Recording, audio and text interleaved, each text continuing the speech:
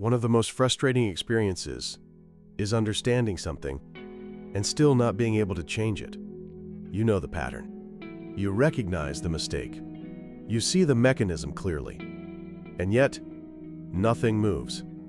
You repeat the same behavior. You fall into the same reaction. You end up in the same place. This creates confusion, because understanding feels like progress. You think, now that I see it, it should be different. But understanding and change do not operate at the same level. Understanding is cognitive. Change is systemic.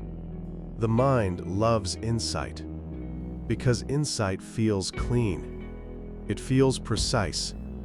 It feels intelligent. It feels final. But insight does not rewire a system. It only describes it. You can understand why you react. You can understand where a pattern comes from.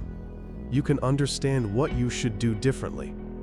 And still, when the moment arrives, the same response appears. Not because you didn't understand enough, but because understanding does not alter the conditions that produce behavior. This is where many people get stuck. They accumulate insight. They consume explanations. They recognize themselves in descriptions. And they assume that recognition equals transformation. It doesn't.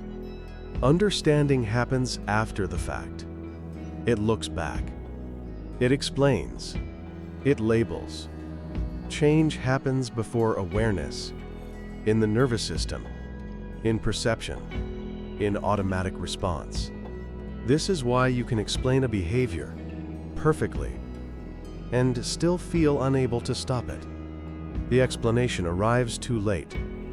The system has already reacted, and because understanding feels satisfying, the mind mistakes it for resolution. I know why this happens. I see the pattern now.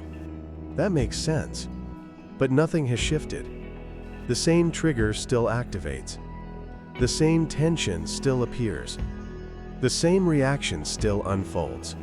And this creates a second problem. You start blaming yourself. If I understand it, why can't I change it? You assume a lack of discipline, a lack of effort, a lack of will. But the issue is structural. Understanding informs.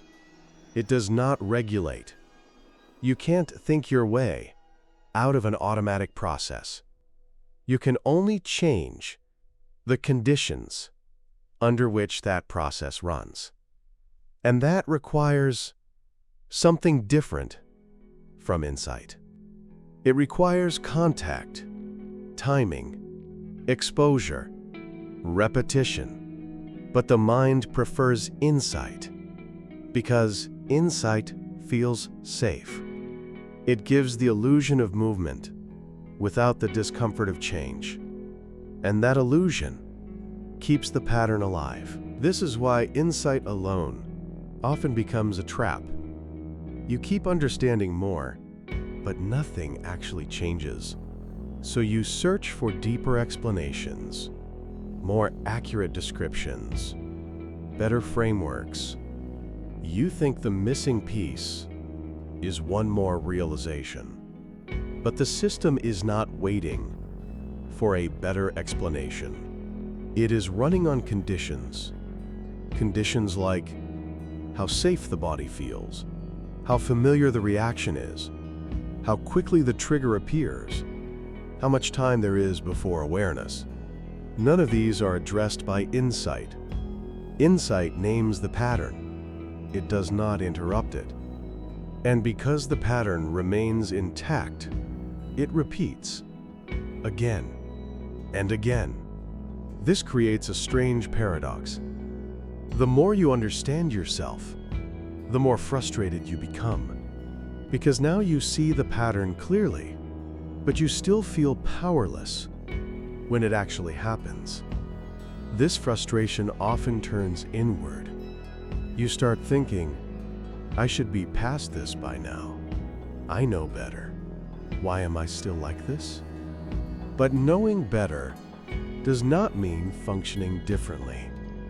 Automatic processes do not respond to logic.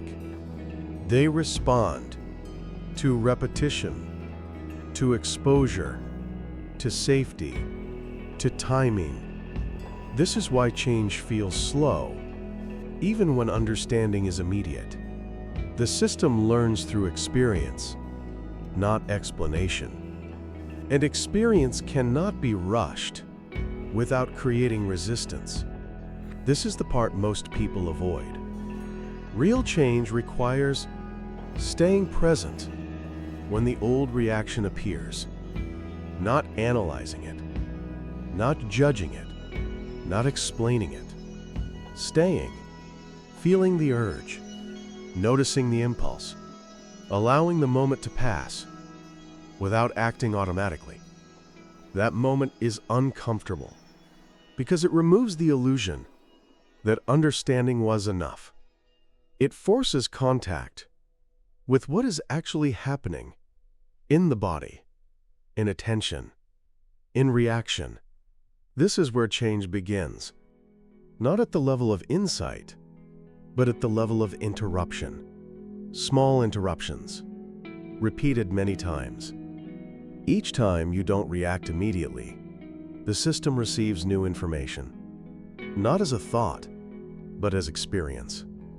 And experience slowly updates what insight cannot. This is why change feels uneven. Sometimes it works, sometimes it doesn't. Because you are not installing knowledge. You are retraining a process. That retraining cannot be forced. It happens through timing, through patience, through repeated exposure to the moment you usually escape. Understanding points the way, but it does not walk the path. The path is walked in moments that feel ordinary, frustrating, and unspectacular.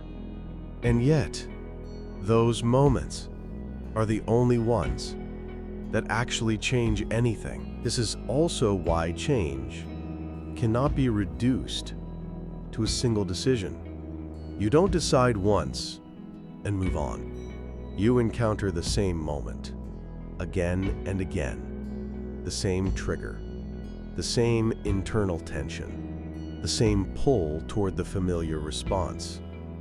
Each time, the system asks the same question: are the conditions different now? Not, do you understand this? Understanding does not answer that question. Only experience does. This is why change feels fragile.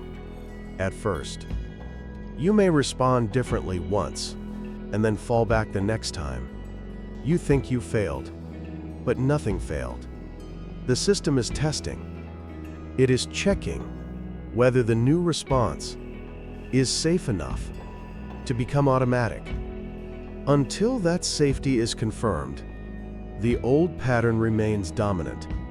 This is why forcing change often backfires. Pressure increases tension. Tension reinforces the old response. The system does not learn under threat. It learns under tolerable exposure. Small differences, repeated often. Moments where you stay a little longer than usual. Moments where you don't escape immediately. Moments where you allow discomfort without acting it out. These moments look insignificant. They don't feel transformative. They don't feel powerful, but they are, because they update the system from the inside, not through explanation, but through evidence. Evidence that the feeling passes, the body settles, nothing catastrophic happens. That evidence is what insight was pointing toward. This is where understanding finally meets change. Not because insight becomes stronger, but because experience confirms it. And once experience confirms it, the pattern begins to loosen. Not dramatically, not all at once, quietly, gradually, in a way that feels almost disappointing. But that quiet shift is the only kind that lasts. This is why real change never looks impressive. It looks boring, repetitive, uneventful. And that is exactly why it works. This is inner cognition.